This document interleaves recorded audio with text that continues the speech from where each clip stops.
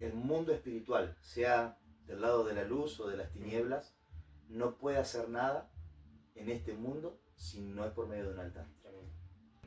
Un altar puede tener el nombre de cristiano, evangélico, tener una cruz, Jesús, las canciones correctas, las palabras correctas, y aún así no ser un altar verdadero.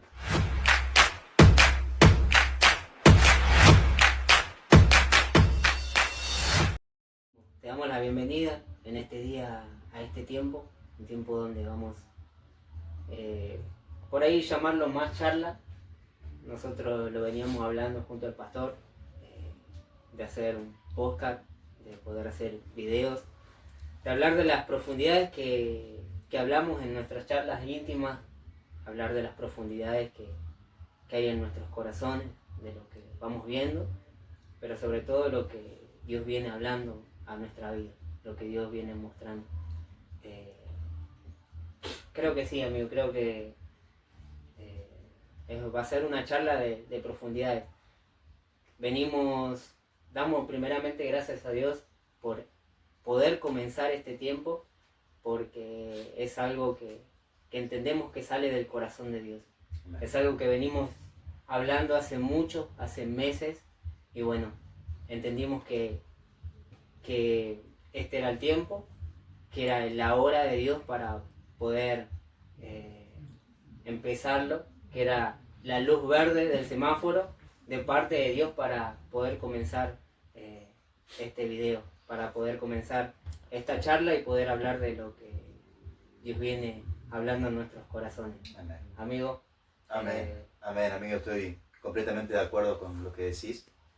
De hecho, van a ver ahí un cartelito que dice Discipulando Naciones, porque realmente lo que vamos a compartir en estos videos, en estos podcasts, son un poco el reflejo de nuestras conversaciones privadas, de caminar juntos en el reino, en el propósito de Dios, de todo lo que es el discipulado de la vida en Cristo, el caminar diario, el servir en su obra, el descubrir los misterios y las profundidades espirituales de la palabra, al verlo también plasmado en la obra de Dios, en la obra que nos ha confiado en el ministerio.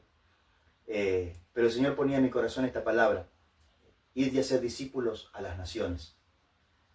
Yo decía amén, le dije amén, Señor, esa es la gran comisión, ir y hacer discípulos a las naciones, hasta lo último de la tierra, donde Dios nos envíe a ser discípulos. Y el Espíritu Santo me decía, no, hagan discípulos a las naciones, hagan a las naciones discípulos. ¿Cómo? ¿Cómo hacer discípulos a las naciones mismas?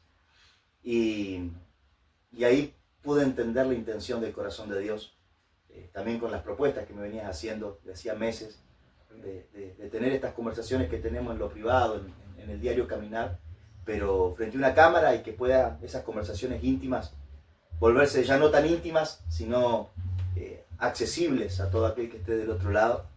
Y entiendo que hoy, gracias a las redes, gracias al internet, a estas plataformas, es posible discipular las naciones, que de pronto alguien en otro punto del mundo, en otro punto geográfico, pueda también participar de esta mesa, pueda participar de esta charla, pueda participar de este discipulado, de este caminar diario. Así que bueno, es nuestro anhelo que de pronto este discipulado, este caminar juntos, íntimo, personal, diario, que nosotros compartimos en el Señor, por medio de esta plataforma pueda abrirse la oportunidad que también alguien que esté del otro lado pueda sumarse a esta charla y pueda ser edificado en la palabra de Dios, en las vivencias, en las experiencias y en lo que Dios nos permite vivir día a día. Wow, qué tremendo. Amén. Porque podemos ver que por ahí nuestra mente, nuestros pensamientos son limitados hacia dónde podemos llegar. Solo si Dios sabe. Pero podemos ver cómo Pablo, escribiendo sus cartas, hoy mismo siguen discipulando. Wow. Podemos ver cómo lo que le escribió a Corintios, lo que le escribió a Tesalonicenses, lo que le escribió a Timoteo, siguen discipulando aún nuestra vida. Wow. más allá de que en su tiempo estaba dirigida a una iglesia en particular, hoy sigue edificando a la iglesia de Cristo. Amén. Sigue discipulando. Así que Tremendo. lo dejamos a este tiempo en Dios, dejamos cada palabra, que el Espíritu guíe, Amén. que el Espíritu Santo direccione, que el Espíritu Santo ponga en nosotros lo que hablaremos, ponga en nosotros lo que también veníamos charlando. La verdad que estamos contentos de poder comenzar este tiempo. Es algo que se venía gestando, que lo teníamos embarazado, una forma de decirlo, algo que lo veníamos pensando, hablando, y entendemos que, como decía hace un momento, Dios nos dio la luz verde. Amén. Amén. Que Dios nos dio, dijo, este es el tiempo, así que nada. Son profundidades que lo hablábamos con él, digo, amigo, esto se tiene que dar a conocer. Amén. Esto se tiene que dar a conocer, esto se tiene que dar a luz. Son misterios que Dios pone en nuestros corazones, pero sobre todas las cosas, amigo, sé que Dios pone misterios en tu corazón, que se te es revelado, y por eso te animé, te animo y te voy a animar a que salga a luz, a que se dé a conocer lo que Dios te muestra, lo que Dios te habla, porque así como nosotros con mi familia muchas veces nos quedamos con la boca abierta y nos he enseñado lo que hablas, sé que va a discipular naciones, como decíamos. Amén. Para comenzar con esta charla, para comenzar con este tema, le pusimos como título El altar verdadero, y es en lo que nos vamos a introducir en este primer tema, de hablar acerca de lo que es el altar. Y para comenzar, amigo, quiero preguntarte, ¿qué es el altar? Amén. Amén. Bueno, un poco este tema del altar es un tema que hemos venido desarrollando mucho todo el último año, y hace parte de lo que entendemos es lo que Dios está haciendo en este tiempo, en esta generación, en la iglesia, en las naciones. Está restaurando su altar. Y el tema del altar es un tema muy importante en las Escrituras. De hecho, toda la Biblia, toda la Escritura, desde Génesis a Apocalipsis, está atravesada por la palabra altar.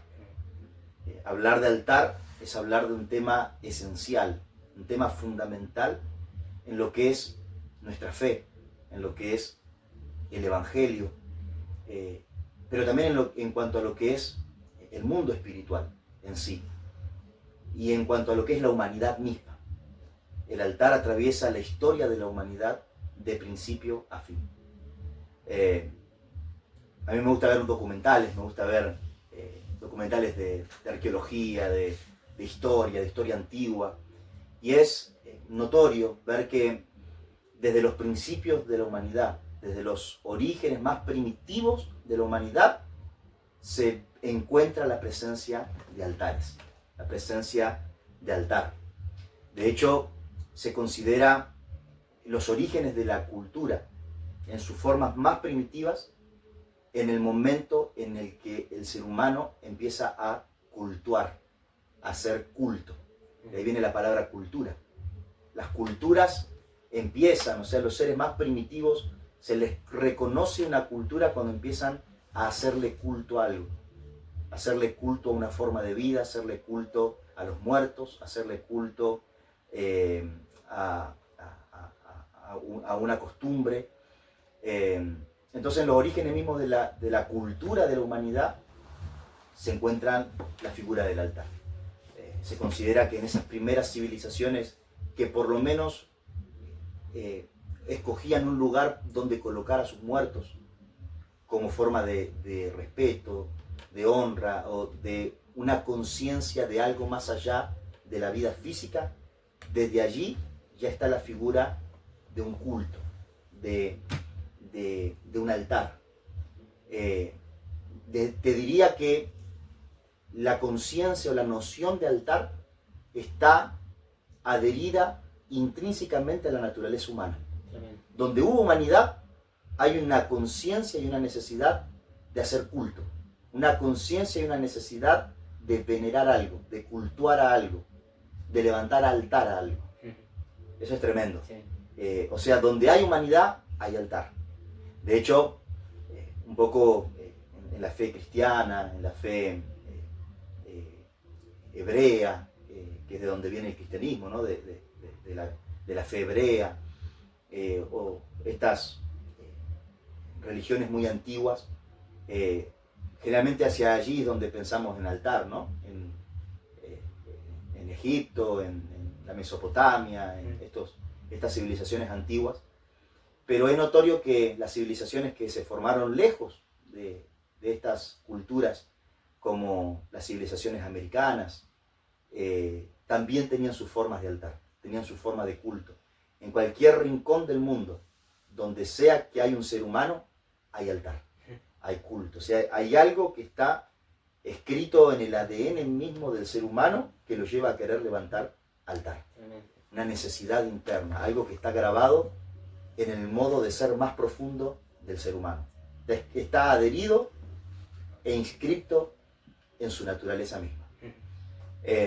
La palabra altar viene de la palabra altare, que significa altura o lugar alto. O sea que un altar es aquello a lo que el hombre pone en un lugar alto en su vida. Aquello a lo que el hombre lo pone en alto, lo pone en un lugar de veneración, se lo considera un altar. Desde los principios de la civilización, los altares fueron puntos de contacto con el mundo espiritual. O sea, el altar es una especie de puerta o ventana que conecta al hombre con el mundo espiritual, con el mundo invisible. Podríamos decir que un altar es un punto de conexión entre el mundo espiritual y el mundo natural, entre el mundo invisible y el mundo visible, entre el mundo divino y el mundo humano, terrenal, físico. O sea que donde sea que el hombre quería conectar con el mundo espiritual, con seres espirituales, con autoridades espirituales, se encuentra la figura del altar. Aquello a lo que el hombre ponía en un lugar alto sobre su vida, se le edificaba altar.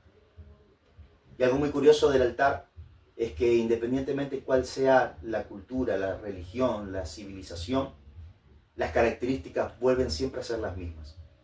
Y es un punto de conexión con el mundo espiritual y algo que el hombre rinde, algo que el hombre sacrifica, algo que el hombre ofrece para poder acceder a este mundo espiritual. Entonces, donde hay altar hay sacrificio, hay ofrenda, hay algo que se rinde y que justamente es eso lo que indica que a aquello a lo que se le está adorando se lo está poniendo en un lugar alto. Porque hay algo que se rinde, hay algo que se sacrifica, hay algo que se ofrece.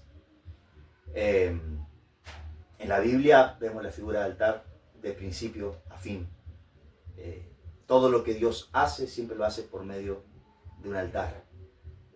Vemos que desde el momento que el hombre, que el ser humano come del conocimiento del bien y el mal, come de una fuente de la cual Dios le recomendó que no comiese, algo se separa entre Dios y los hombres. Y desde el momento en el cual el ser humano se desconecta de esta comunión, se desconecta de este caminar con Dios, desde ese mismo momento Dios le enseña al hombre a edificar altar. Le enseña cómo reconstruir ese camino de comunicación con Él que se había roto. Cómo reconstruir ese camino de comunión que de pronto se encontró quebrado. Si bien en la Biblia la primera mención de la palabra altar es cuando Dios le manda a Abraham que le sacrifique a su hijo. Sin embargo, vemos que posiblemente la figura más anterior de altar que hay es cuando Dios le manda a Abel y Caín que le ofrezcan sacrificio. En realidad dice la palabra que Abel y Caín ofrecieron sacrificio a Dios. Y dice en el libro de Hebreos que por la fe Abraham edificó un más excelente sacrificio que Caín. Y también en el mismo Hebreos 11 dice que la fe viene por el oír la palabra de Dios. O sea que si Abel tuvo la fe para edificar un altar que le fue agradable a Dios, un sacrificio que le fue agradable a Dios, es porque él escuchó al Señor. Lo cual nos marca que quien le enseñó al hombre a reconstruir este camino de comunicación con él fue Dios mismo. Fue Dios mismo diciéndole a Abel qué es lo que él quería recibir y cómo él lo tenía que hacer. Y eso nos muestra de que el primer interesado en conectar con el ser humano es Dios. El primero que dio un paso en dirección al hombre cuando el hombre se separa fue Dios. De hecho, cuando Adán y Eva comen del fruto que Dios le dijo que no comiesen, dice que luego Dios sale en la búsqueda de Adán y le dice: Adán, ¿dónde estás? Es Dios mismo que sale al encuentro y ellos le dicen: estábamos desnudos y nos escondimos, tuvimos miedo. Y Dios le dice: ¿quién les enseñó eso? ¿De dónde aprendieron eso? Y Dios mismo es el que los cubre con pieles. O sea que Dios mismo sacrificó. O sea, hay también una figura muy primitiva de altar aquí, donde Dios sacrifica un animal para poder reconstruir este camino de comunión con el ser humano. Luego vemos a Abel por la fe edificando, y la fe viene por el oír la palabra de Dios. Así que vemos a Dios instruyéndole al hombre cómo edificar altar, porque donde hay un altar va a haber un punto de conexión entre lo invisible y lo visible, entre lo espiritual y lo natural, entre Dios y los hombres. Para poder redondear la pregunta que hiciste, ¿qué es un altar? El altar es mucho más que algo religioso, algo muy espiritual o algo para los sacerdotes, para la gente creyente o que practica algún tipo de culto. Sino que, como te decía al principio, hay algo que está grabado en el interior de cada ser humano que lo empuja constantemente a levantar altar. Todo aquello que el ser humano pone en un lugar alto, le está levantando altar a eso. Todo aquello lo que el hombre pone como prioridad en su vida, le está levantando altar a eso. Y está poniendo eso en autoridad sobre su vida. De hecho, un principio de altar es que el altar define cultura en los hombres. O sea, la cultura de cada civilización, de cada pueblo, de cada nación y aún de cada familia está definida por qué han puesto en un lugar alto sobre su vida. Aquello a lo que le edificamos altar tiene gobierno sobre nuestras vidas y define la cultura de nuestras vidas. En países como Argentina, que tiene una cultura futbolera, acordate que la palabra cultura viene de la palabra culto. Hace culto al fútbol, cultúa al fútbol, significa que el altar, el lugar alto, lo tiene el fútbol, como hay otras pasiones que también están en un lugar alto en Argentina. Entonces aquello a lo que le levantamos altar tiene gobierno, tiene incidencia sobre nuestra vida y define la cultura de nuestras vidas. A mí me ha pasado de estar en otro país y contar que en Argentina literalmente cuando juega la selección se paraliza el mundo, se paraliza todo, hasta en tu trabajo te dan la hora libre para ver el partido y no me pueden creer. ¿Cómo que tu jefe te da la hora libre para que veas un partido de fútbol? ¿Un partido? Sí, no, porque hasta el jefe se va a ver el partido de fútbol. No lo pueden entender porque Es algo muy propio de nuestra cultura. Pero aquello que hemos puesto en un lugar alto en nuestra vida nos gobierna, define lo que gobierna nuestra vida y define nuestra cultura. Ninguna cultura es así al azar, sino que es el resultado de aquello a lo que le han levantado altar. Wow. Es el resultado de aquello a lo que le han rendido culto. Es el resultado de aquello a lo que lo han puesto en un lugar alto. Y eso no pasa solo en una nación o en una región, pasa en una familia. Aquello a lo que una familia ha puesto en un lugar alto es lo que tiene gobierno sobre esa familia y es lo que define la cultura, la realidad, la idiosincrasia de esa familia. Aquello que hemos puesto en un lugar alto en nuestra propia vida personal es lo que hemos puesto en gobierno sobre nuestra vida y es lo que va a definir la cultura de nuestra vida, las prioridades de nuestra vida, la realidad de nuestra vida. Es definida por aquello a lo que le levantamos altar. Entonces altar nos pone en contacto con gobiernos, con tronos, autoridades, dominios. Altar abre una puerta entre lo visible y lo visible. Altar establece gobierno sobre nuestras vidas, establece gobierno sobre nuestra casa, establece gobierno sobre una región, establece gobierno sobre una nación y define la cultura, el modo de vida, el rumbo de las vidas. Qué tremendo. Podemos, mientras hablaba, pensaba en esto, que en Dios lo tremendo que es, ¿no? Levantar un altar. En Dios es profundidad, en Dios es rendir nuestros corazones, algo importantísimo. Pero también lo peligroso que puede ser levantar altar a lo que no es Dios. Lo peligroso que puede ser levantar altar, como decía, al fútbol.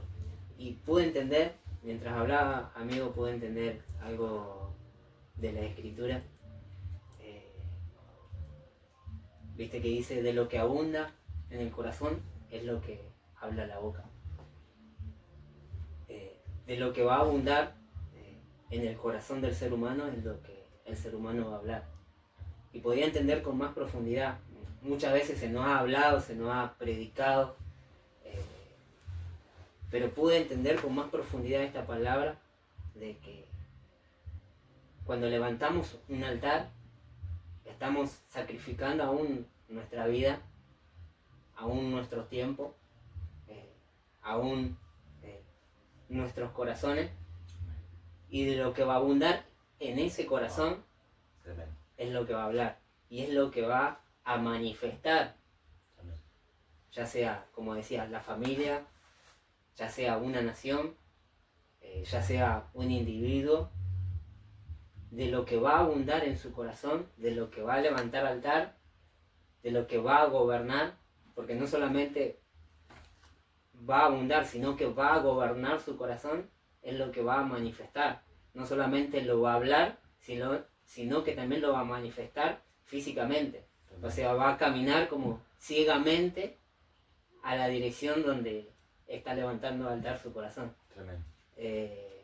Wow. Qué tremendo. Por eso digo, o sea, lo tremendo que puede ser en las manos de Dios, pero también lo peligroso que puede ser levantar altar a otras cosas. Como decíamos, ya sea fútbol, que es por ahí lo más liviano, pero en las tinieblas levantar altar es muy peligroso. Levantar un altar literalmente le das un gobierno a las tinieblas, le das un gobierno a Satanás para que pueda manejarte y manifestar. Y hoy lo vemos, hoy vemos en la actualidad como la juventud ha levantado un altar y cómo manifiesta lo que está gobernando Satanás, lo que está gobernando las tinieblas, lo que está gobernando el sistema, lo que está gobernando. Terrible, terrible. De hecho, podríamos decir que el mundo espiritual, sea del lado de la luz o de las tinieblas, no puede hacer nada en este mundo si no es por medio de un altar. Por eso, tanto Dios como el enemigo inducen a la gente a levantar altar. A levantar altar a distintas cosas en esta vida para poder tener apertura en este mundo.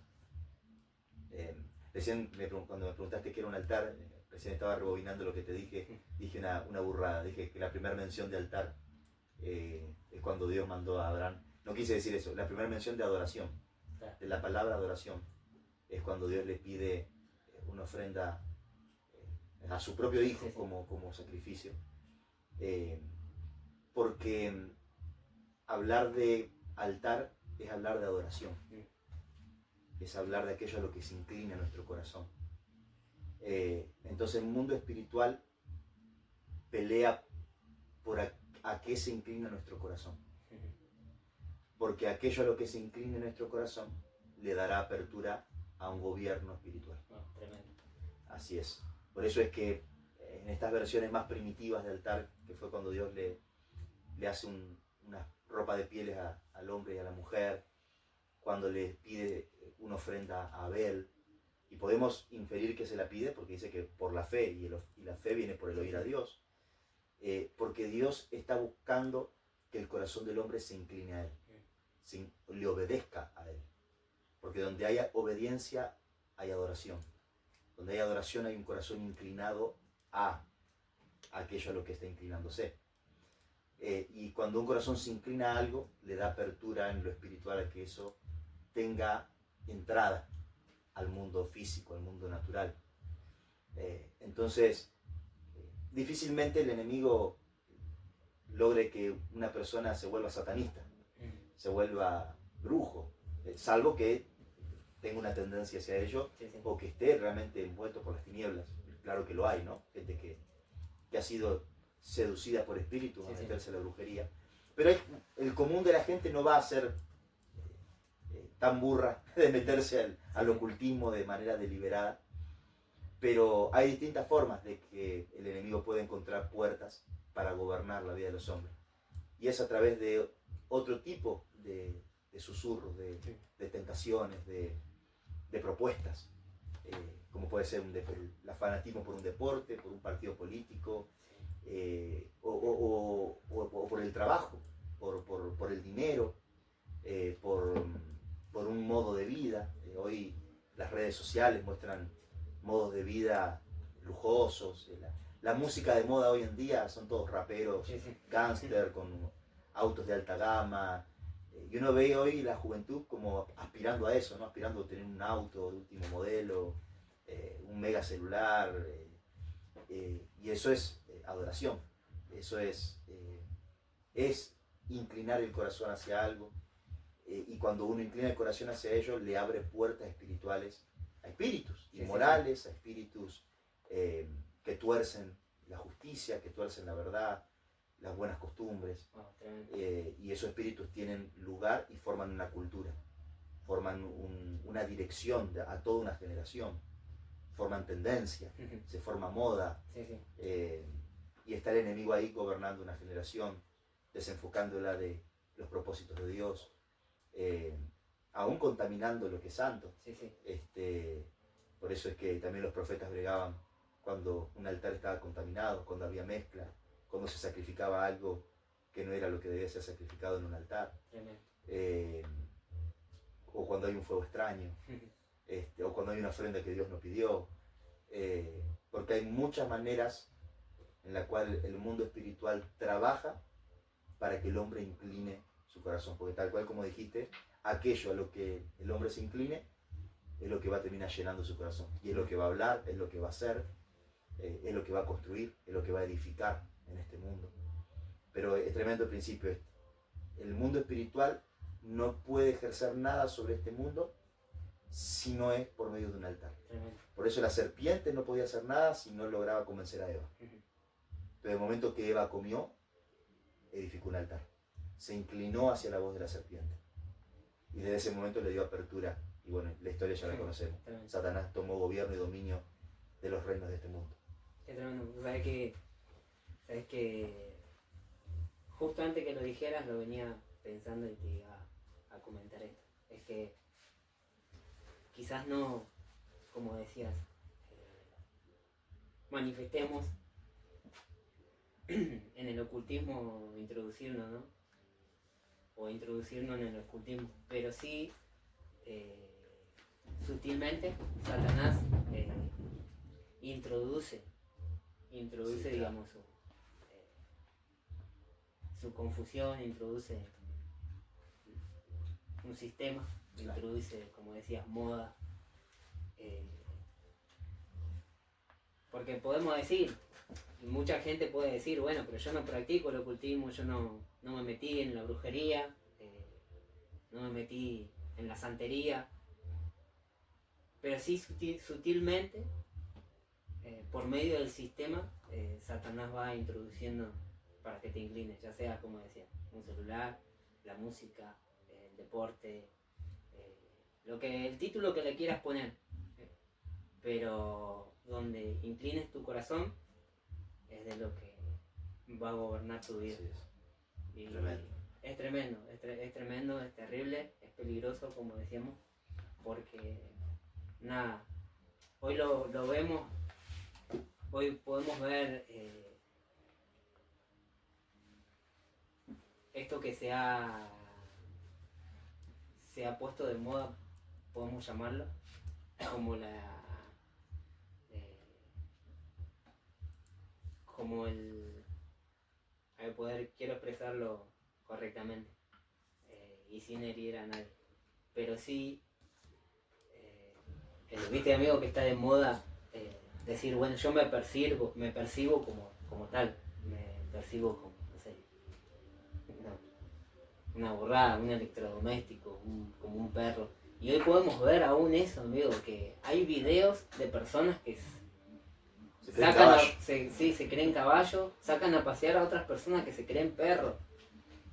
O sea, vos fijate a lo que inclinaron su corazón, a la idea que Satanás metió de que yo me percibo como tal.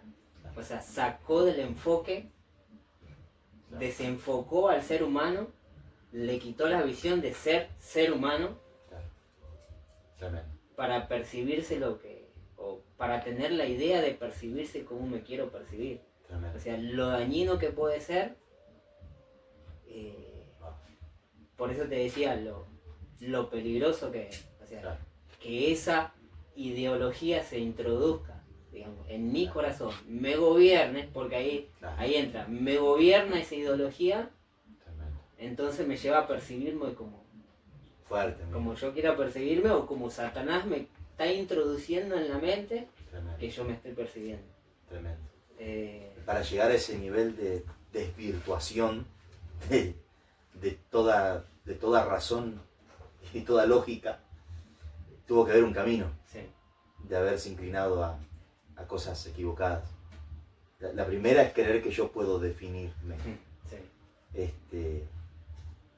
que yo puedo, eso es un altar en sí mismo, sí. Es el hombre en el altar, por algo se llama humanismo, este pensamiento, ¿no? El humanismo mató a Dios en la cosmovisión de humanidad, y puso al hombre en la cúspide de todo. Y el hombre decide su camino, puso el ego en el centro, y tal cual, esto tuvo todo un proceso gradual que llevó muchas décadas.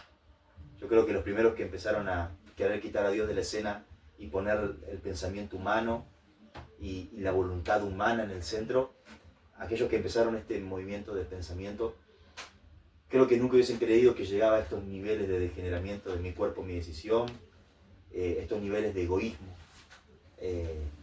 de lo que hoy la sociología llama el amor líquido, donde no hay pareja estable, porque yo estoy pensando en mí, si yo ya no me siento cómodo con vos, esto se terminó, no hay un compromiso, no hay un morir para que una relación pueda funcionar. Y este nivel de egoísmo terminó desvirtuando, y de egocentrismo, en que yo pueda definir lo que yo creo que soy. Y sabes que esto me recuerda, no tenía pensado leerlo, es un proceso espiritual de degeneración, que lo describe muy bien Romanos 1, del 18 en adelante. Lo leo rapidito. Romanos 1, del 18 en adelante, dice: ciertamente la ira de Dios viene revelándose desde el cielo contra toda impiedad e injusticia de los seres humanos, que con su maldad obstruyen la verdad. Fíjate cómo la ira de Dios se revela desde el cielo, se manifiesta desde el cielo contra toda, no dice contra el hombre, sino contra toda impiedad e injusticia de los seres humanos, que con su maldad obstruyen la verdad. O sea, una necedad que termina obstruyendo a la verdad divina y eterna de Dios, que es la que le da orden y justicia a toda su creación. Dice, me explico. Lo que se puede conocer acerca de Dios es evidente para ellos, para los que han obstruido la verdad, pues Él mismo se lo ha revelado. Dice, porque desde la creación del mundo las cualidades invisibles de Dios, es decir, su eterno poder y su naturaleza divina, se perciben claramente a través de lo que Él creó, de modo que nadie tiene excusa. A pesar de haber conocido a Dios, no lo glorificaron como a Dios, ni le dieron gracias, sino que se extraviaron en inútiles razonamientos y se les oscureció su insensato corazón. Fíjate que dice que los antiguos podían ver la realidad de Dios cuando veían la creación. Veían que había una sabiduría eterna detrás de todo lo creado, que había una mente creativa detrás de todo lo que los rodeaba. Dice que el Dios invisible se dio a conocer a través de lo visible, pero que sin embargo su insensato corazón se extravió en inútiles razonamientos y se les oscureció su insensato corazón. Aunque afirmaban ser sabios, se volvieron necios. Pues fíjate cómo todo este movimiento, ¿no?, de hoy en día de mi cuerpo, mi decisión, de me autopercibo lo que yo creo, ostenta gran intelectualidad. O sea, son los intelectuales de esta era. Sin embargo, dice que aunque afirman ser sabios, son necios. Y el que tiene ojos para ver se da cuenta que no hay sabiduría en esas decisiones y en ese pensamiento. Y cambiaron la gloria del Dios inmortal por imágenes que eran réplicas del hombre mortal, de las aves, de los cuadrúpedos y de los reptiles. Fíjate, inclinaron sus corazones, en lugar de la sabiduría creadora de todas las cosas, inclinaron sus corazones a otras cosas, a la creación. Esto habla de altar. Sí. Dieron lugar a otras cosas que gobiernen su vida. Por eso Dios los entregó a los malos deseos de sus corazones, que conducen a la impureza sexual, de modo que degradaron sus cuerpos los unos con los otros, cambiaron la verdad de Dios por la mentira, adorando y sirviendo a los seres creados antes que el Creador, quien es bendito por siempre. Amén. Por tanto, Dios los entregó. O sea, ya cuando hay tal necedad en el corazón, Dios no tiene más que entregarlos. Dios los entregó a pasiones vergonzosas.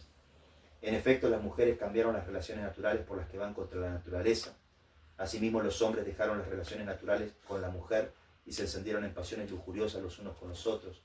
Hombres con hombres cometieron actos indecentes y en sí mismos recibieron el castigo que merecía su perversión. Además, como estimaron que no valía la pena tomar en cuenta el conocimiento de Dios, Él a su vez los entregó a la depravación mental, para que hicieran lo que no debían hacer. Se han llenado de toda clase de maldad, perversidad, avaricia y depravación. Están repletos de envidia, homicidios, disensiones, engaño y malicia. Cualquier parecido con la sociedad del tiempo presente no es casualidad. Es el fruto de a que inclinaron su corazón. Son chismosos, calumniadores, enemigos de Dios, insolentes, soberbios y arrogantes. Se ingenian maldades, se rebelan contra sus padres. Son insensatos, desleales, insensibles, despiadados. Saben bien que según el justo decreto de Dios, quienes practican tales cosas merecen la muerte. Lo saben. Sin embargo, no solo siguen practicándolas, sino que incluso aprueban a quienes las practican. Alaban, aplauden al que lo hace. Pero qué tremendo, amigos, tal cual lo que decías. Lo que abunda en el corazón es lo que terminan haciendo. Y lo que abunda en el corazón es el resultado de a que inclinaron su corazón. En vez de adorar al Creador, estos antepasados inclinaron su corazón a los cuadrúpedos, a las aves, corrompieron su sabiduría, llenaron de necedad su corazón. Y cuando eso empieza a pasar, la mente se empieza a cauterizar. Cuando Dios es quitado del lugar correcto, otras cosas empiezan a ocupar ese lugar. Y uno termina entregado a una mente corrompida, que cree que hay cosas que están bien y no están bien. Se corre el eje de justicia. Y uno cree que es justo algo que en realidad no lo es. Y así es como toda esta degradación empieza a tener lugar. Y hoy tenemos gente que cree que es un caballo. Pareciera que es como que si nos fuimos del tema, pero todo tiene una profundidad. Sí, o sea, en ningún momento nos salimos del tema, sino que esta realidad nos hace ver a qué levantar un altar. Tal cual. O sea, seguimos en este tema, Sí. seguimos con el tema altar, pero la realidad, y para ponerlo de ejemplo, nos hace ver, o sea, qué es lo que está gobernando su corazón, a qué levantar un altar. Y también me da pie a que podamos continuar con este tema y también hacerte la segunda pregunta, que es,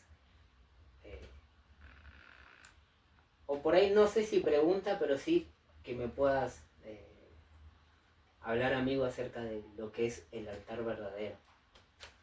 Creo que es justo por lo que veníamos charlando, nos dio el pie para saber, para direccionarnos en qué es el altar verdadero, de lo que, digamos, es el título de esta charla, de lo que hemos hablado, de lo que hemos profundizado hace un tiempito.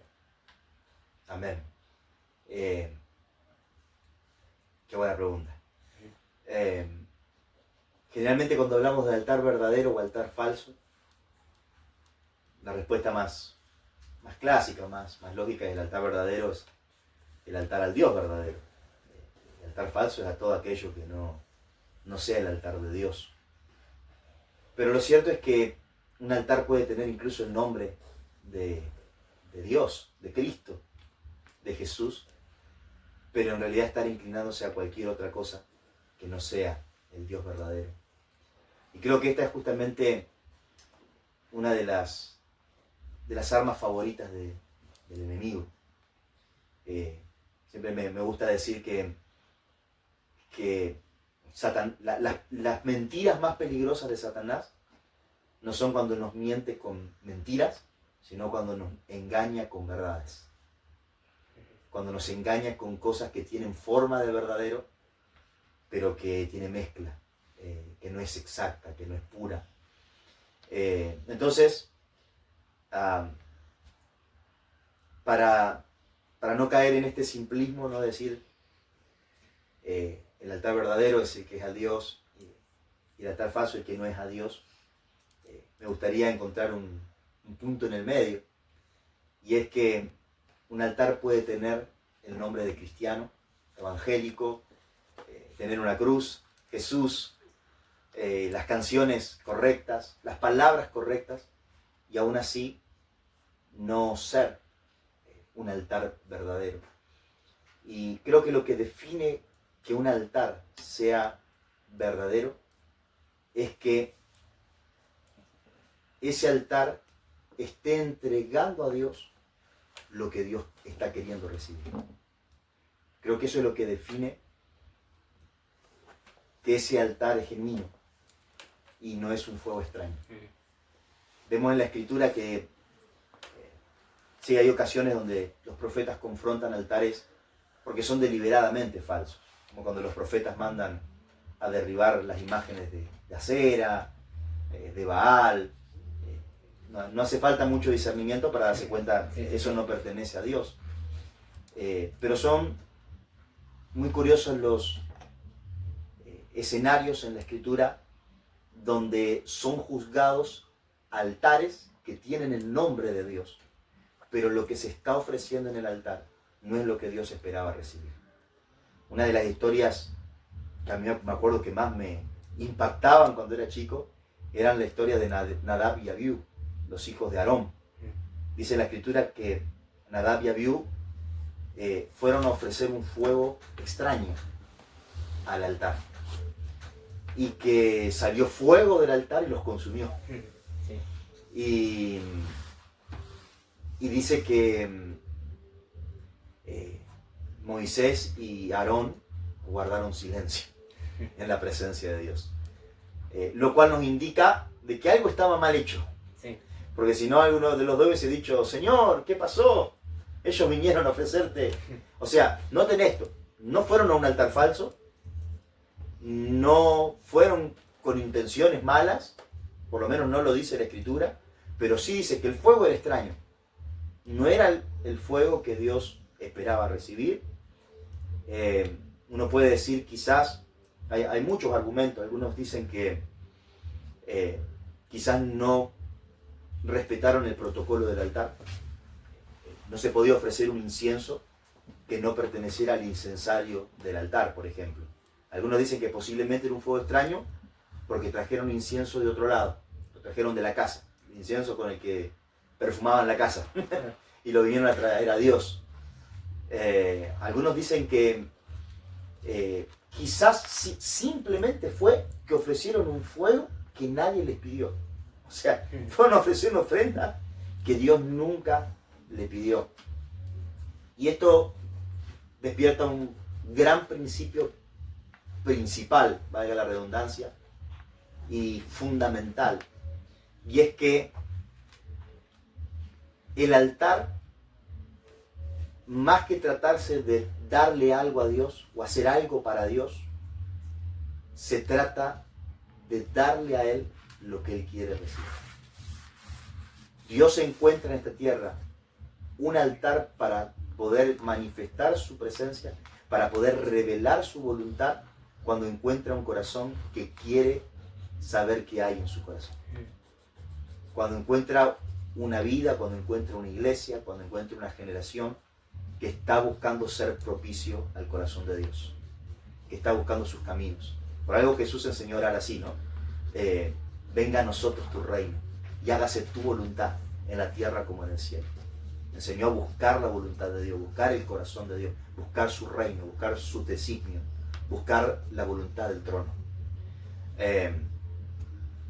Hay otra historia que también estremecía mi corazón y lo sigue haciendo hasta el día de hoy, y es la historia cuando Samuel se está retrasando y Saúl tiene que ir a la batalla, pero pasaban los días y el profeta no llegaba, y alguien le dice, bueno, Saúl, ¿vos no sos el ungido también? Ya está, sé el sacrificio. Y dice, sí, soy el ungido, ¿no? ¿No cayó aceite sobre mi cabeza? Y a veces que decimos, bueno, yo no soy un ungido, yo no puedo hacer tal cosa, yo no puedo orar por tal cosa, yo no puedo levantar altar a Dios donde quiero y como quiero. No, de hecho no. Y Saúl se dejó encandilar por eso. Bueno, hay que ir a la batalla. O sea, urgía, sonaba lógico, no podemos esperar al profeta. Y algo que yo he aprendido es que uno ve en la Biblia que siempre los ungidos por alguna razón se retrasan. Y yo supe aprender que cuando un ungido se retrasa es porque Dios está queriendo revelar lo que hay en el corazón de la gente. Un ungido nunca se retrasa. Alguien que camina bajo la unción del Espíritu nunca llega tarde, siempre llega en el tiempo de Dios. Pero cuando parece que se retrasa, porque está queriendo revelar lo que hay en el corazón de las personas. Cuando Jesús se retrasa, cuando Lázaro muere, salen María y Marta a reclamarle, ¿no? A decirle, si hubieses estado aquí, nuestro hermano no hubiese muerto. Y Jesús le dice, no les dije que si creen, verán la gloria de Dios. O sea, les quiso mostrar, parecía que había fe en ellas. Si hubieses estado aquí, maestro, nosotros que tenemos fe en ti, que sabemos que eres poderoso, que tienes autoridad sobre la enfermedad, tú lo hubieses sanado. Parecía que había fe. Sin embargo, les mostró la incredulidad que había en sus corazones. Yo no les dije que si creen, verán la gloria de Dios. Y acá, el retraso de Samuel mostró lo que hay en el corazón de Saúl. El corazón de Saúl había soberbia, había altivez, se le había creído. Cuando Samuel lo unge, era un muchacho humilde, no era nadie. Y él dijo, yo soy el más pequeño de la familia más pequeña, de la tribu más pequeña, de la tribu de Benjamín. Y el profeta le tiene que decir, yo voy a mostrarte lo que hay en ti. Voy a mostrarte el tesoro que hay en tu corazón. Ahora que es rey, ahora que gana batallas, ahora que la unción está sobre él, dices, lo hago yo, muchacho, sacrificio. Y otra cosa que había en el corazón de Saúl era temor al hombre. Él le temía más a lo que la gente decía de él que a lo que Dios decía de él. Y eso se reveló en su corazón. Y él hace el sacrificio. Y dice la Escritura que cuando está haciendo el sacrificio, llega el profeta. No llega nunca tarde. Llega el profeta y dice, ¿qué estamos haciendo? ¿Asadito? No te lo digo yo, ¿no? Y bien argentino. Un argentino, ¿no? ¿Qué anda? ¿Está haciendo un asado? ¿Qué onda?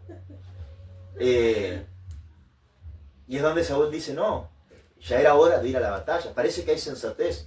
O sea, ¿te quedaste dormido? ¿Qué pasó? Que viniste. El profeta parece que está llegando tarde. No, no. Y Samuel le dice, más importante, que esta es la frase importante, más importante que los sacrificios es la obediencia. Y más importante que el holocausto es el oír a Jehová. O sea que un altar verdadero es el que es el fruto de haber oído y obedecido a Dios. Eso significa que un altar puede tener el nombre cristiano evangélico, o yo puedo estar poniendo las canciones correctas, estar poniendo las canciones de Marco Brunet o del adorador que más te guste, y estar diciendo las palabras correctas y sonar apasionado y estar en fuego, pero si lo que yo estoy haciendo para Dios, estoy ofreciendo a Dios, no es lo que Él está esperando de mí, lo que Él está esperando recibir, no es un altar verdadero. Los otros altares falsos ya todos lo saben identificar. Si es Acera, si es Baal, si tiene un diablo, ya sabes que no va por ahí.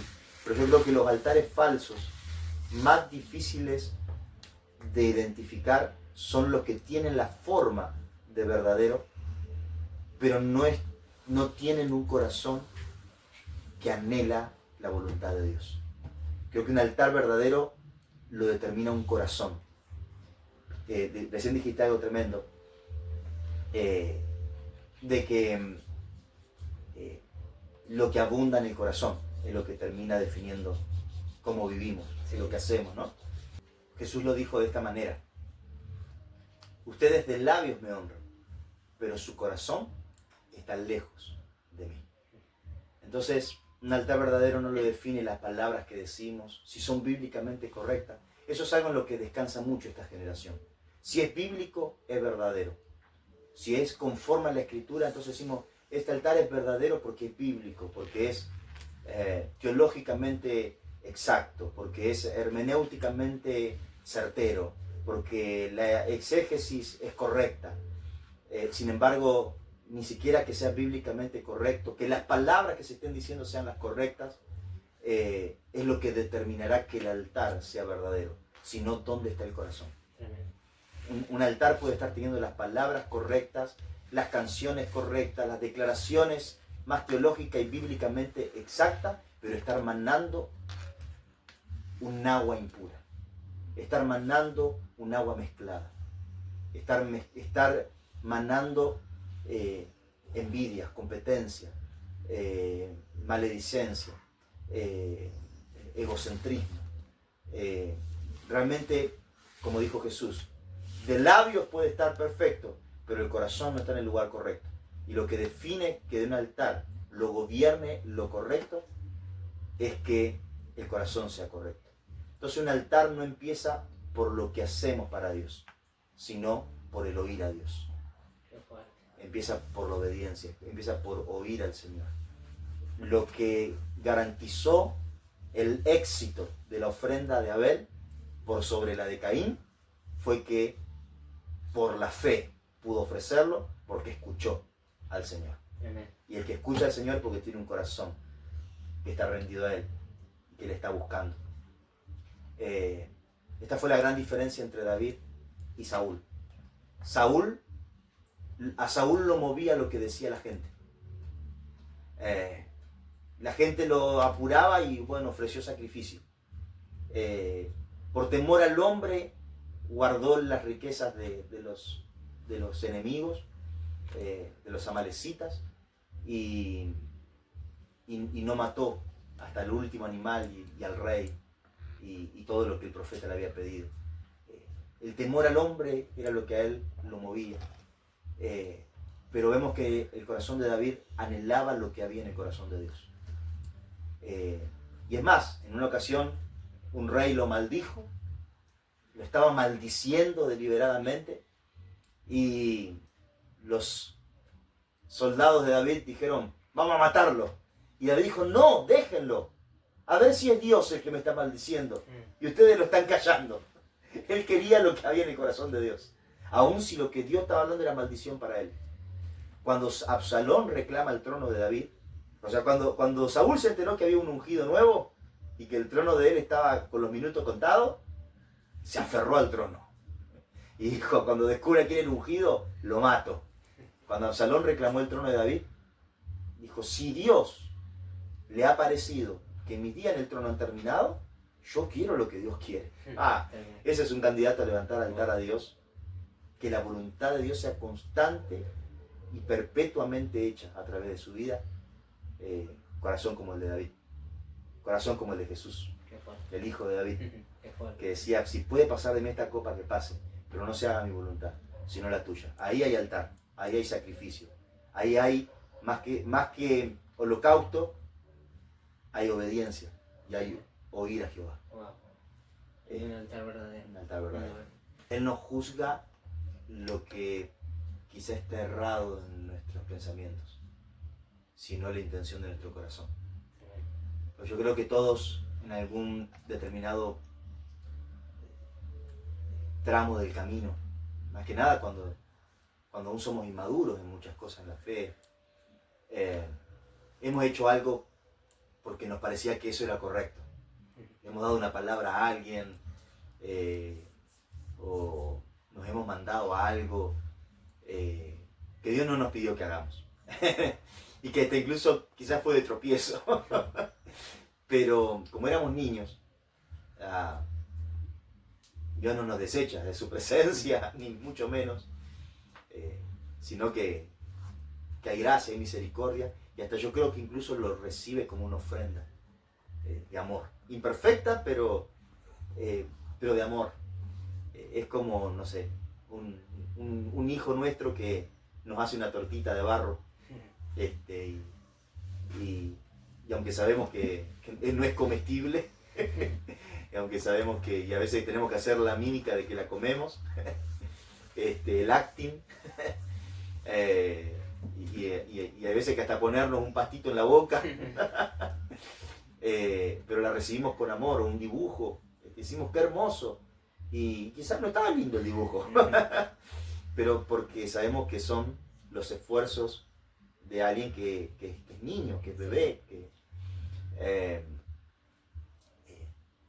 diferente es cuando un hijo ya ha entrado a una edad madura y sigue haciendo lo que el padre no pide, o no es lo que el padre está esperando, y ahí ya no hay una cuestión de aptitud o de entendimiento, sino de rebeldía en el corazón. Un corazón que no está dispuesto a hacer la voluntad de Dios. Y realmente hay ocasiones en las cuales nuestra mente puede estar generando ideas, generando ganas, intenciones y cosas, pero lo que va a determinar y asegurar, a garantizar de que mis caminos van a ser sólidos en la voluntad de Dios, es el lugar donde esté mi corazón. Porque aunque mi mente pueda estar fabricando algo incorrecto, pero si uno tiene un corazón, va a ser como Jesús. Sí. Aunque su mente está diciendo otra cosa, su corazón lo va a llevar a la voluntad de Dios. Wow. Lo va a llevar siempre a la voluntad de Dios. Tremendo principio. Creo que hay toda una profundidad en eso. Sí, sí. Hay caminos que para el hombre parecen sabios, dice la Escritura, pero para Dios son necios. El asunto no es que muchas veces en nuestros pensamientos elaboramos cosas que no son correctas. El asunto es si nuestro corazón igual se mantiene pegado a Dios. Pues si se mantiene pegado a Dios, se va a cumplir esto que dice el rey Salomón, que hay caminos que para el hombre le parecen rectos, pero Dios endereza su senda. O sea que hay caminos que en ocasiones a nosotros nos puede parecer que son buenos, sí. Pero si hay un corazón, Dios va a poder enderezar sus sendas. Wow. Se lo va a poder enderezar. Aunque estaba medio perdido en los pensamientos, estaba descolocado. Sí. lo que va a garantizar que su senda va a poder ser encaminada es el corazón. Porque cuando Dios hable, va a encontrar un corazón que tiembla a su voz. Qué profundo, amigo, qué profundo, y nos da pie a poder seguir charlando estas cosas. Pero qué profundo. Y qué importante que es tener bien ubicado el corazón. Amén. Qué importante que es estar atento al corazón de uno mismo. Controlarlo, ver, examinar, aún nosotros mismos, examinarnos y ver, a ver, qué es lo que está gobernando, o qué le estoy dando lugar a que gobierne, para tener un corazón correcto delante de Dios y poder levantar un altar conforme a su corazón. Amén. Poder levantar un altar verdadero, poder levantar un altar que le agrade a él. Amén. Que diga, bueno, acá encontré un altar y voy a responder. Amén. Dijiste, Aleluya. dijiste, donde hay altar hay respuesta de Dios. Sí. Entonces, qué importante es, lo vuelvo a repetir, tener un corazón correcto. Amén. Porque Dios está mirando, bueno, está levantando este altar y está correcto, voy a responder. Amén. Amén. Hasta aquí llegamos, amigos. Amén. Hasta aquí llegamos. Amén. Hermoso tiempo, vendrán más. Amén. Tenemos muchas cosas para hablar. Todo lo que hemos pasado el año pasado fue un año de enseñanza de parte de Dios, un año donde fuimos instruidos, fuimos direccionados por Él, nuestros ojos fueron abiertos, donde velos cayeron, un año donde hemos visto la mano de Dios, donde en cada casa que comenzamos, levantamos un altar a Dios y vimos respuestas. Amén. Tenemos temas para hablar, amigos. Y yo creo que si arrancamos por este tema es porque Dios está restaurando su altar en esta generación. Amén. Dios está restaurando su altar en la iglesia. Dios está levantando su altar en las naciones de la tierra. Wow. Por causa de lo que hará en estos últimos tiempos. Tremendo. Amén. Tremendo, tremendo. La verdad, como decíamos al comenzar, nuestra mente quizás, bueno, es una charla entre amigos, pero lo que Dios puede hacer y lo que Dios quiere hacer, nosotros por ahí no lo imaginamos. Pero dijiste algo importantísimo, es que Dios quiere restaurar su altar. Amén. Dios quiere restaurar su diseño. Wow, qué tremendo. Nada, Amén. les saludamos, les bendecimos, les amamos y hasta la próxima. Amén. Los amamos.